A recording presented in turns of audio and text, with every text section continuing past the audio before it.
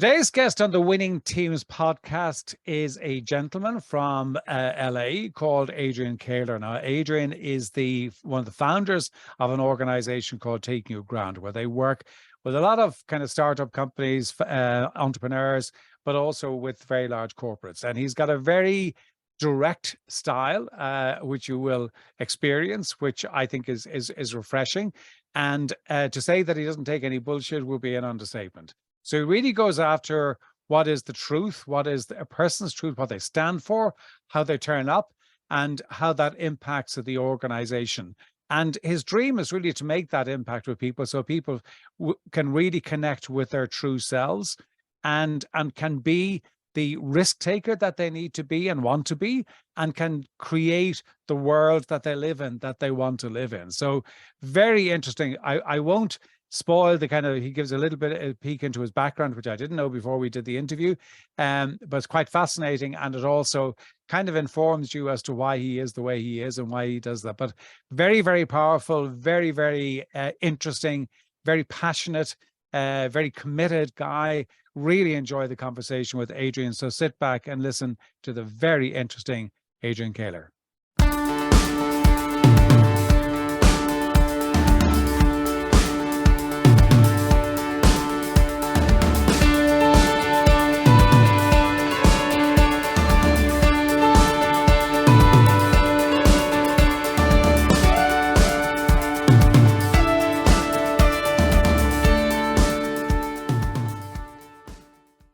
Adrian, you're very welcome to the Winning Teams podcast. We're delighted to have you here all the way from LA. So thank you for joining us.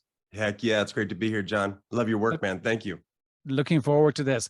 You're the founding partner of an organization, Take New Ground. I'll ask you to explain a little bit about that. But your promise in big, big letters on your website is to spend all my time helping fast-moving founders bust up the bullshit in order to create new outcomes. I think I got that right. So what's the bullshit you are looking to bust up? Well, there's a lot there, man. I usually have to bring a jackhammer and a dump truck. No. Well, it's all really contextual, to be honest with you. So, I mean, we're human beings, so we're all very, ruggedly inauthentic. And the best shot we've got is to be authentic about our inauthenticity. So, the bullshit can come in it always comes in lots of varieties. People think they're very special, and we're not that special, and we're not that unique either. So, there's some universal human bullshit, like meaning people are really justified in all of their stories about why something can't happen and why the source of the issue is outside of themselves, which might be some kind of personal history, which is an outside of myself conversation, or some kind of other person that's a problem, or something circumstantial. Like the universal human paradigm, we call it, is something is wrong, bad, or broken with me or you or it. And people hide inside those stories. And that's fine, unless you want something new. If you want something new, you better jump into a whole new level of ownership, which requires some rigorous honesty and requires a whole shit ton of courage. So, I find out pretty quickly in the first few minutes of a conversation with anybody if they want to roll the way I roll. And most people, and a lot of people don't, which is great. Yeah. But I warn them, I'm a shot of whiskey. Speaking to an Irishman, I'm a shot of whiskey, not a wine spritzer. So, to each his own. So when you're actually getting into that, because I always think it's interesting, because I know from my own experience that I kind of know very quickly whether somebody I'm going to work with it's going to work really well, or no, maybe we're not a good fit and that person should go and work somebody else. What are the questions that you ask that helps you to kind of say, okay, that person's a fit, that person's not a fit? That's a good question. They always come on with some kind of complaint. 95% of my clients come from another client, right? So, and I want to quickly get their complaints on the table, because that's where the gold is underneath these complaints. Mm-hmm. And so I get them talking about what they want. And then I get them talking about current reality, those two plot points.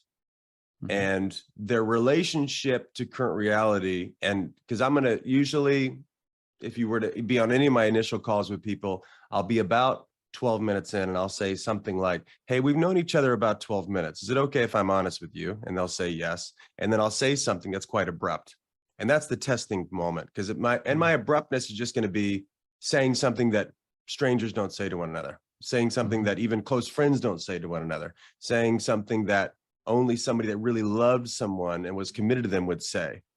And so if they're willing to bestow trust on me and let me say something that's quite abrupt usually, and very much in the camp of whatever's happening, you created it or you allowed it. There's no sneaking your way out of this one. Which is, I think, the best news they could possibly hear. Everybody just naturally shirks that responsibility, thinking that it's a blame conversation instead of a power conversation. So how they relate to taking personal responsibility is going to be the indicator of if they want to work with me or not.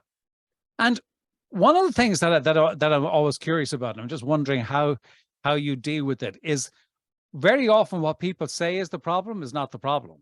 Right. Exactly. And it's always a symptom. Yeah. It's a symptom, or it's an interpretation, or it's a perception, or it's something. Right. Yeah. How do you, and that is caused by kind of layer upon layer of whatever it is, the way that they've worked, the way the organization they've been in, whatever it might be. How do you get them to kind of strip that back to get to the core of what the issue is? And secondly, and I don't mean this disrespectfully, but what makes you good at doing this? Sure.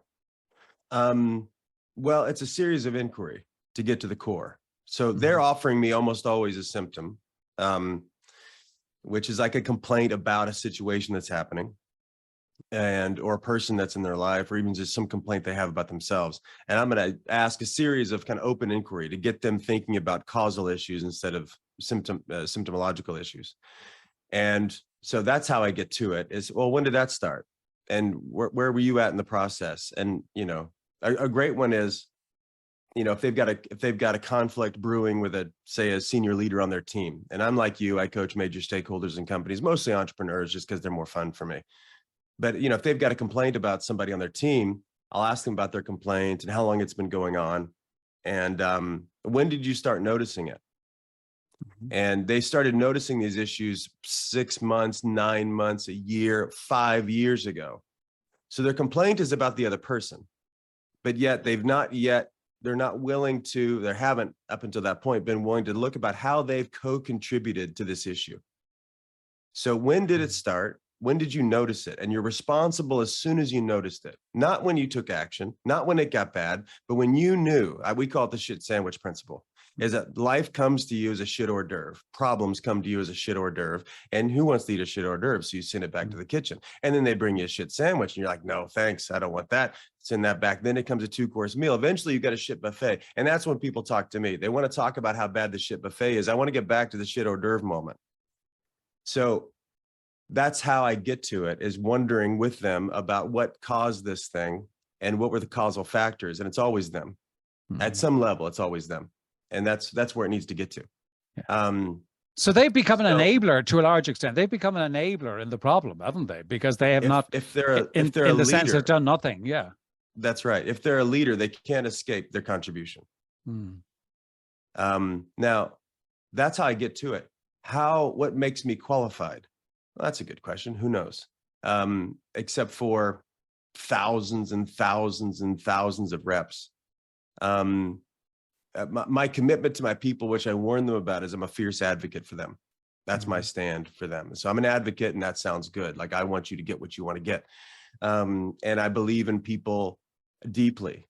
And I've got long history in believing in people and being with people in crisis. I've been doing this coaching work. Before that, I ran leadership trainings in prison. So my first coaching clients were murderers in prison, Soledad State Prison in California, lifers. Before that, I was a pastor for many years, and before that, I was an intensive care pediatric nurse, right? So I've been around extreme environments, helping people literally fight for life, helping people, put their lives back together, helping people in their own search for God, or whatever you want to call that, and make a difference in the world. I was kind of a guy that mobilized into the world. So I'm not some kind of guy in a diner that's like some kind of know-it-all dude that's got an opinion about everything. I've been in the trenches, and I don't really give a shit. So it's advocacy, because I know what death looks like, and I've been there and holding moms and dads' hand as their children have died. Right. So I've been at the brink, And I've looked at a guy's eyes that shot somebody and ruined a whole family legacy. And he needs to put himself back together to go make that right as much as he can. So there's no conversation too dangerous. So I'm going to advocate for them, but I'm going to do it fiercely, because, you don't get to any kind of breakthrough without breaking yourself open.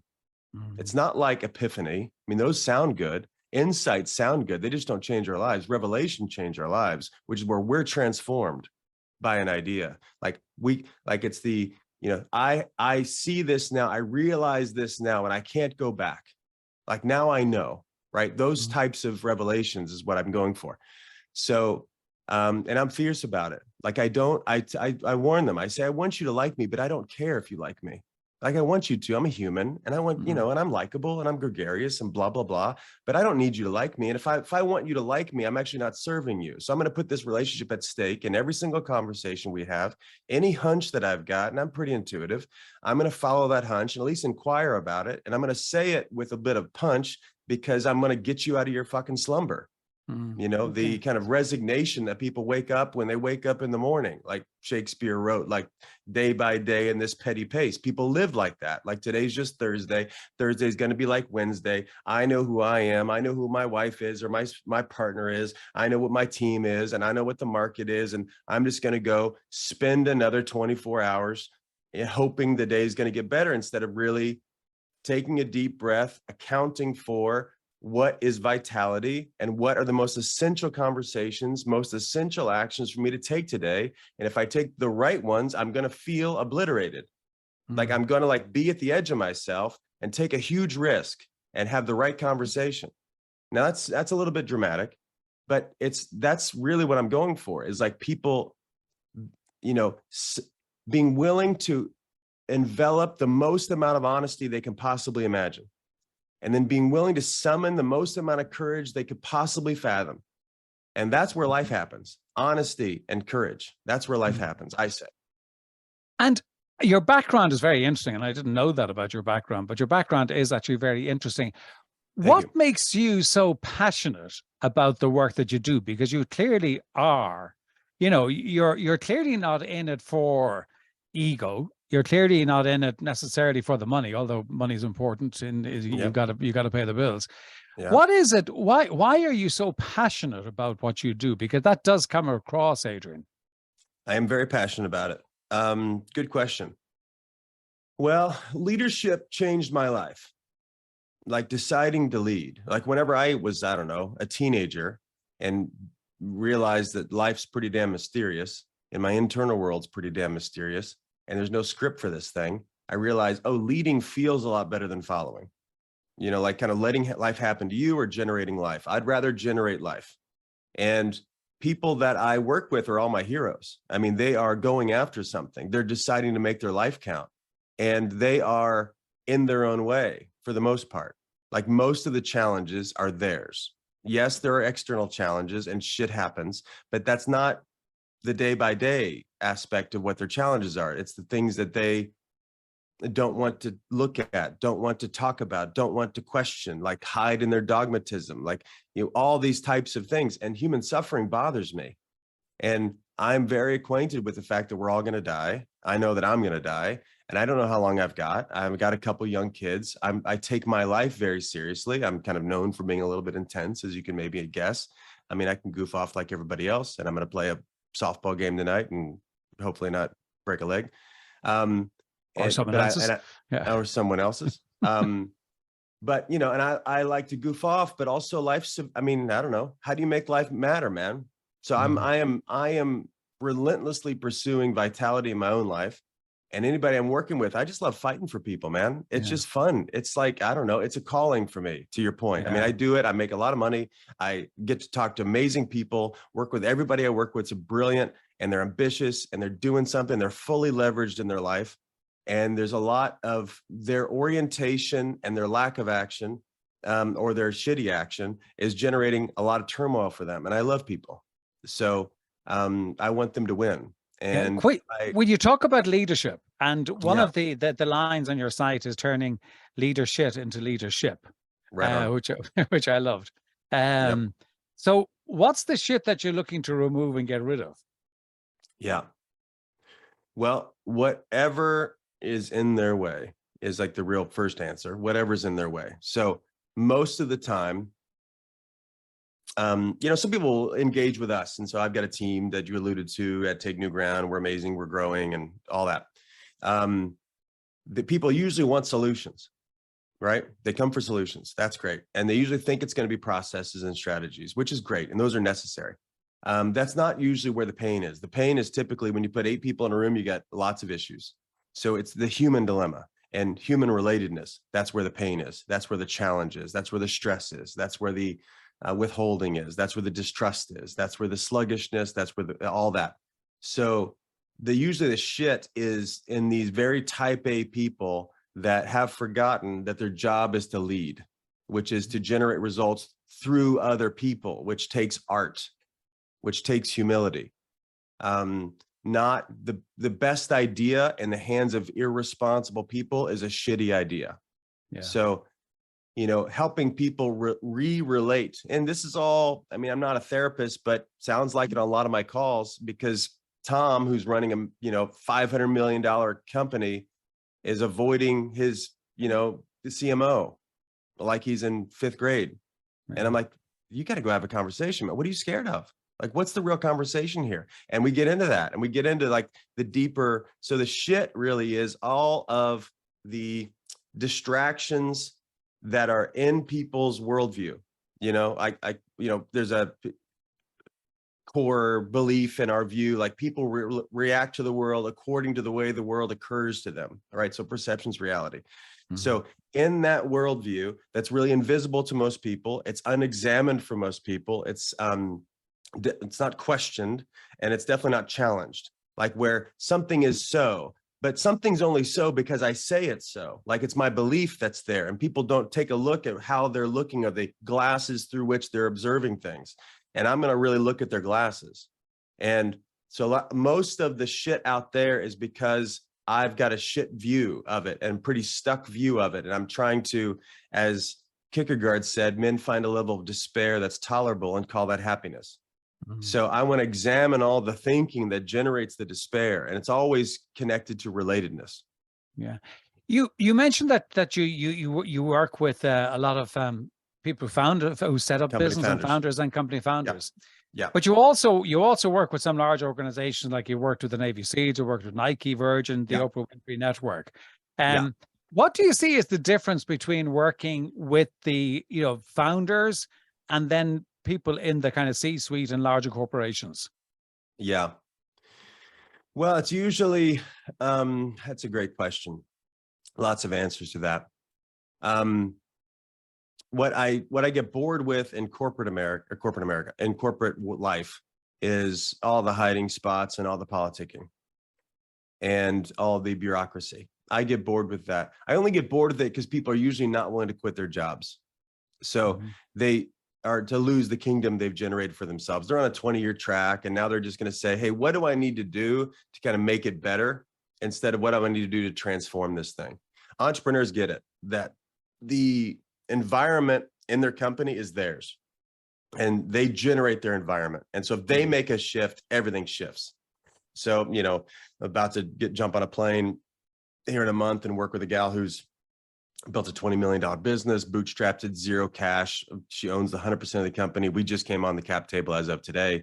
And, she's had massive turnover because she's been a mess. She's brilliant, and she's been a mess. And so we're going out to reorient the team. We're going to fire a couple people, hire a couple people. All this stuff's happening while we're there. I love that because it's not bureaucratic. It's the Wild West. If you're an entrepreneur, it's the Wild West, and that's fun. And most entrepreneurs have a higher risk tolerance than most corporate folks, in my experience. That's not always true, of course. But once everything go ahead. Because I do think actually that in the corporate world, or corporate America, corporate world, I think that there is a growing need, and I think there's a growing leaning into the kind of sense of entrepreneurship, because I think many, I still think it's got a way to go, right? Yeah. But Yeah. I think lots of organizations are kind of seeing that's actually the thinking and the way of doing Yes. things we could do. But some of these are very big tankards that are very hard to shift in terms of direction. But I do think that there's a need for that sort of thinking and enterprise thinking in those large organizations. But Yeah. yeah, a lot of them are you know, kind of, there's a lot of thing hanging on to them, like bureaucracy, as you say, and process and everything else. Yeah. But I do think that there is a shift in that. But one of the things that you talk about, and I think it's true whether they're in the corporate or whether they're in the kind of the startup or the privately owned business, is you talk about coaching leaders to be Yeah. fearless, you know, Yeah. and at the same time to be strong self leaders. And I suppose my question is, I mean, it's okay. I know what you mean by that, but I'm Yeah. just looking for, how do you know when they've become fearless and they have become strong self-leaders? What's the behavior that you're witnessing that tells you that, yeah, okay, that's what they are now fearless and strong self-leaders? They live their word. They live their word. They live their word. So they're willing to have their word. Number one, they're willing to cast some kind of vision. They're willing to get clear about what they want and what's wanted and needed for the corporation and be really crystal clear about it.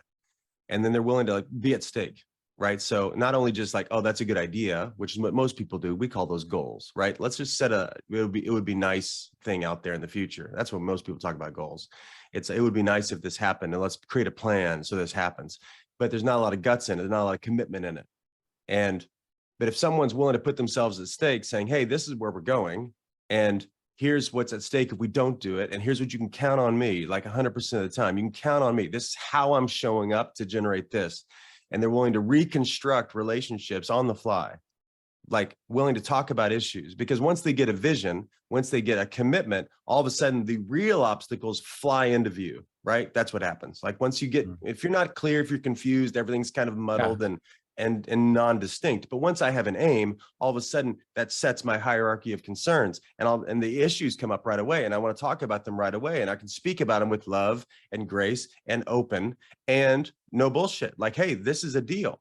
Like, this thing's happening, and if this doesn't shift, we don't get to hit the goals, and I'm committed to hit the goals. So either how can I support you in shifting that over the next week, or we're in a whole different conversation here. It sounds like I'm mimicking as if I'm the person, but it sounds like the person on my team doesn't want something new. That means you can't stay here, because this is where we're going, you know? So they live their word, and they're not going to be perfect about it. You right? I mean, living your word is different than keeping your word. Like, keeping your word's the goal, is keep your word. But if you live your word, you actually give it, and then you live, right? You take action, you take, bold action or whatever. You just take, sometimes it's really subtle. Sometimes it's not doing something is the action they need to take, instead of being a crazy person. Like, sometimes I need to have some poise and hesitate before I react to something. That's effective action sometimes. But if I give my word, sometimes I don't meet it. And a lot of times we don't meet it, right? I know I don't meet my word all the time. I make promises, and I have to renegotiate them, or I have to just own it and say, hey, you know what? Hey, I missed that commitment. Living my word is like seeing results. I either keep it or I don't. That's binary. And if I don't keep it, I see it, I account for it, get up and go again. So, and it's always just in the moment. I mean, I know you're an awesome guy, John, but you blow it plenty, right? And you get yourself up and go again. So it's like, we're never static, in my view. Like, like, none of us are good people. None of us are horrible people. We're all both, and we flow back and forth, and we're truthful, and we're dishonest, and we're, straightforward, and we're conniving, and we're service oriented, and we're selfish. And at least that's my view. Like, we're just a mixed bag. So if we can own that and hug all those cactuses, and like shine light in the dark spots, and integrate our darkness instead of run from it and live this stupid ego game. It's not that stupid. It's very strategic, but it's a low level living. It's what I would call playing not to lose instead of playing to win. One of the reasons why I like entrepreneurs versus typical corporate people, because typical corporate people are playing not to lose instead of playing to win. And so that's how I see. I'm listening for the results in their life, and that's where I start. That's the feedback, is like, results tell us the truth, we don't. That's true. How do they then, because the challenge can be is that the founder, the person who set up the business, the leader in the business, can have Right. this, vision. And I agree with you completely that it is about that clarity and the absolute clarity, because where there is lack of clarity, it creates all sorts of problems, Oh right? yeah. But absolute clarity about it and a passion to do that. How do you then make sure that you're bringing the team with you and that you're creating that culture within the organization? Because the Yeah. risk is I can be out there and then I look over my shoulder and it's, it's bloody miles behind where everybody Right. else is. Right. Well, handful of things here. So first off, absolute clarity. That's for sure. If I'm working with a founder, and I spend most of my time coaching founders, but my team will work with more of the team, and I coach some senior exec folks and coach I've worked with all the people on that website, Yeah. different people in the organization. And if it's a founder, their best gift is to be out front and to be a pioneer. So they need to be away from the pack in order to do their job, which is to generate new possibilities. And so, but how often are they coming back to the pack and checking in on the pack and seeing where things are aligned? There's typically tons of skepticism and cynicism about the founder and tons of complaints in the camp itself about the founder. A great leader is going to go sniff that out and go find out what's true about that, not how to justify themselves and not how to avoid that type of feedback, but go search for it and listen for it. So a lot of my training with my leaders is in listening and listening generously. And in order to get to what's true about even the harsh feedback. And, as you can imagine, I spend a lot of time in a room doing 2 to 3 day offsites with people where it's like, we actually get to clear the deck. We get all the things under the table, on the table. And there's always typically tons of things under the table. And that's where I warn every client I'm working with is like, there's things under the table and onto the table, and things under the table are the ones that are running your organization. You don't know that, but that's true. I'll prove it to you. And whatever's under the table, that's where I'm going. What people don't want to talk about is what I want to talk about. So so bringing a team along. You can't bring a team along. All you can do is open up the possibility that they come along, because it's always a volunteer army. Even if you pay them well, it doesn't mean anything.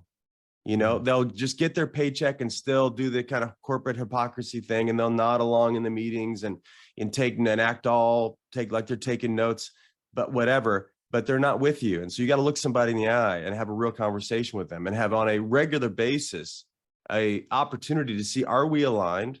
Or most importantly, where are we not aligned? I was talking to a client who is the founder of a world-renowned company, and now runs all the marketing for it and all the community for it. And he's got a conversation with the guy who's now the president of the company, and they're aligned 80% of the time. And he's going to go have a conversation with them. I said, listen, man, it's going to be easy to go talk about the 80%. Go talk about the 20%. This guy doesn't trust you. We know he doesn't trust you in these areas. Go explore that. What happened? And first off, does he agree with you that there's a breach here? And talk about it as comrades, not as enemies, as comrades. The point of the conversation is to illuminate the possibility in the breakdown, because there is breakdown, and you guys can go coast and that'll be fine. That's normal, but don't be normal. Go all in. So go look for the trouble and be resourceful in the midst of the trouble. And if they can do that, then it builds trust that is so uncommon. I'm looking for a better word than that, but so uncommon. People typically just coast along with fine. It's fine. The relationship's and no. Go look for the trouble. Generate something new. Go have a conversation. So that's how you do it. I mean, that's how you build trust. Is you bestow trust. You have the conversations that normal people are not going to have. And real trust is rare. I mean, real trust is rare. There's no doubt about it. And to actually build that real trust is foundational to the organization. You also talk about developing emotional skills, and I'm just curious about how you help people to develop their emotional skills and how to manifest them effectively. Yeah. Well, emotional skills. I guess what does it start with? It's most folks prostitute themselves, meaning they will sell themselves out. They don't listen to themselves. So that's where it starts, is like actually honoring yourself and your own experience. Most folks don't do that. I've got that t-shirt from many seasons of my life where I'm just a good soldier. Even to myself, living out of obligation, living out of momentum of my history, living out of making a decent thing work instead of going all in. So what are emotions? Emotions are thoughts trapped in the body. That's how I talk about it. Mm-hmm. So it's these intuitions, these hunches, these notions that are there that actually are running the kind of the subconscious, they are our experience, or kind of our, and it is in the domain of, it's a phenomenon, right? Like emotions are just things that are happening, and they are like wind. We don't know where they come from. A lot of times we don't know where they're sourced from. So, but listening to all that, that's where it starts, being willing to slow down. Most people don't want to know what's really going on for them. I think because at a core level, human beings, we're all pretty cynical. We're all pretty survivally, and we just want to get by. And we don't believe that if I listen to myself and honor myself, that I can actually have an appropriate response. And to be honest, most hard charging people are really insecure in my Sure. experience. Yeah. So, and I'd rather not take off the armor. I'd rather just keep the armor on. So if I'm unwilling to do that, then I'm going to live in reaction, and I'm going to utilize the most aggressive, most self-protective emotions like anger, or like stonewalling, or all the things we do to keep people away that are responses to our own shame. And I want people to explore their own shame, like how they're hard on themselves, like what they don't believe in themselves, not because everybody needs a pat on the back. That's true. And we ought to heal over time. That's better for me and my significant other, and for my kids, and for my legacy. But also it's resourceful. If I'm a whole person, then I can be a resource for somebody else. I can actually see them and care about other people. Otherwise, we know what it's like to be around narcissistic people. They're just all about themselves. And that's because they're unwilling to deal with their own emotions. So that's a long answer, but not an answer to your question. So, but that's all like in the self-awareness piece, being willing to do that. Second is to get a lot of feedback. So, our emotions tend to show up not in what we say, but how we say it. And so, I was just on a call with a guy yesterday, and he's a real well-meaning guy, really hard on himself, comes from money, family, he runs a huge business now. He tends to be really angry whenever he doesn't do it just right. And I'm asking about if he's checking in with his family members, his teammates, his significant other, around his impact on them. Because reality is, it's actually probably not as bad as his narrative is about it. So I want to go make sure he's living in this having an animated mirror, I would call it, like where he's like looking and seeing and testing and seeing and getting real feedback in real time. So if you pause when agitated or doubtful, more resources going to come up, and then you can make better choices versus just like, letting your survival brain run your life. You could actually have the prefrontal cortex run your life, which is where all the resourcefulness comes out of. Yeah. If I was to ask you, Adrian, what you think is the biggest gift or the biggest impact that you have on your clients, what would you say your answer would be? They take more risks than they've ever taken. They love themselves. This is going to sound weird, but they love themselves, and which really comes out of an honoring. Like they really get who they are. When you work with me, you're going to really be really clear about who you are, and you're going to stop pandering to all the pressures around you, and you're going to stand, and you're going to have a lot more confidence and a lot more courage and a lot more connection with people. So I'd say those are the answers. Adrian, I've loved this conversation. I've taken longer than I said I would, but I'm not going to apologize for that. Don't, man. But I'm thrilled. It's been great. Before we wrap, 2 questions I ask everybody, and I'm really curious in the answers that you're going to give to these. Yeah. A book that you've read that's had an impact. What's the book and what was the impact? Yeah. First one that comes to mind that I have all my clients read is called The Courage to Be Disliked. It's a great book. Have you read this book?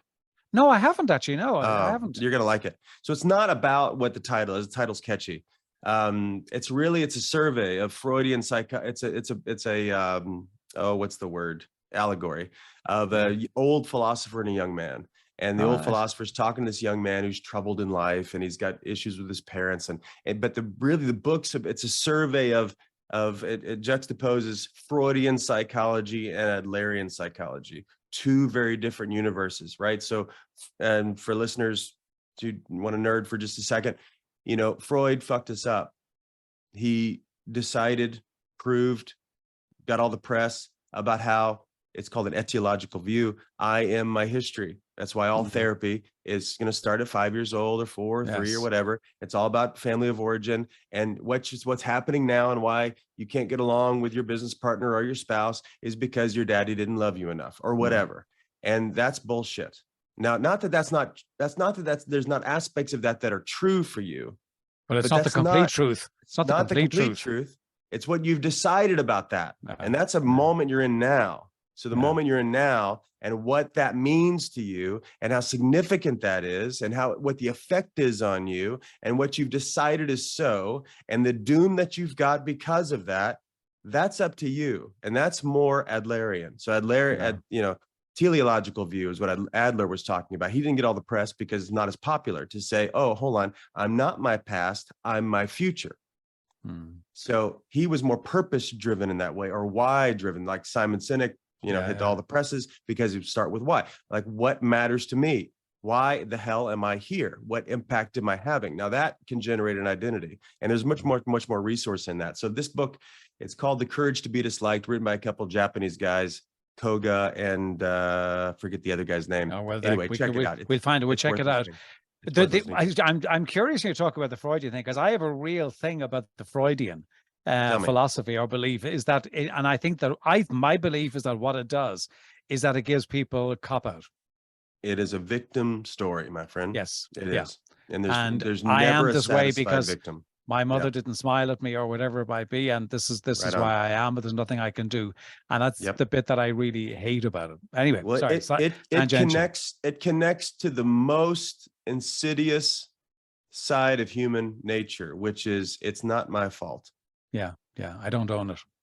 I don't own it. I don't. Therefore, we give up all of our power and live in deep despair. Absolutely. Second question is daily rituals, if you have them, what they are and what they do for you. Yeah, I do have daily rituals. They shift seasonally. I was up early today at a yoga class. I like to work out in the morning. I go to the gym or do some kind of physical activity in the morning. Before that, though, I get up, and I like to get up early in the morning, and I'll sit and journal. Why do I do that? Not just because I'm supposed to. I need to connect to myself. So some kind of aspect of connecting to myself, like I call it foxhole time. Before the war begins, I need to sit and get myself straight, so I'll sit and journal, and really it's just a free flow, kind of like a morning pages type thing. And just like, let me get connected to what's going on. Because there's 5 or 6 versions of Adrian, and some of them I like, some of them I don't like, some of them are resourceful, some of them are not. And I want to choose the one that I am, which is fully engaged, optimistic, taking on the biggest challenges first, loving people. That's the guy I want to be, but I don't wake up like that. So I got to put myself through a process in which I can focus myself. So I journal in the morning. I do some kind of workout in the morning. Of course, I drink coffee. I've got a couple of young kids that I've got half the time from a previous marriage. So love all over my kids, and have play and joy and groundedness. And I'm a 7 years recovered alcoholic. So I jump on an AA meeting as well with these guys quite often, almost every morning. And just get myself spiritually grounded. So prayer is a big part of my life, and that can happen mostly in very informal ways, little utterances, sometimes some formal prayers that I'm saying. But I love it. I love the mornings, and it's really important to me. And I mean, that kind of comes through in your work, isn't it? That kind of internal piece of kind of knowing who you are, what you stand for, right on. and how you turn up. So that's kind of very much a common theme. Adrian, this has been fantastic. I've loved it. I've enjoyed having this conversation with you. We'll have put everything in the show notes, but if people are listening, where can they reach out and contact you now? John, I've loved this conversation too, man. Let's be friends. Let's see. If you want to get connected to our work, Obviously, you can connect with me on Instagram, adrian.k. You could check out takenewground.com, do all that stuff. If you have a company and aren't working, first off, go work with John. And if he's too busy, then come work with us. And reach out. Let's have a conversation. If you want to dip a toe into this work, we've got a couple things coming up that are kind of public for public consumption. We work mostly inside with companies, but we do a few public things a year. One's called the Revenant Process, which is a 4-day personal leadership accelerant. It's not for the faint of heart, as you can maybe imagine listening to me. It's 40 people in a room. The next one's in Hawaii. So if anybody needs a little tropical time, you'll be halfway to Australia, John, I think. Yeah. To see your daughter. Depends if I go that way or go the other way. Roger that. Send me the link to that. Will you? We'll put that in the show notes. I will. Send me that. It's called the link is wearerevenant.com, but check out the link in the show notes. And that's amazing. It's right. Deep. It's a 4-day deep dive. The next thing we're going to do is a couple weeks after that, actually in your neck of the woods, John, in Tuscany. It's called Icon, which is really for very successful people that are looking for the next mountain. Right. So it's really a legacy conversation for very successful people. So it's not for everybody. We're going to really select that room. So we've got the right people in the room. But that's going to be in Italy. And there'll be a website for that. And I'll send that to you as well, John. Okay, do that. Tuscany's a nice part of the world. Yeah, man. It's going to be really great. So anyway.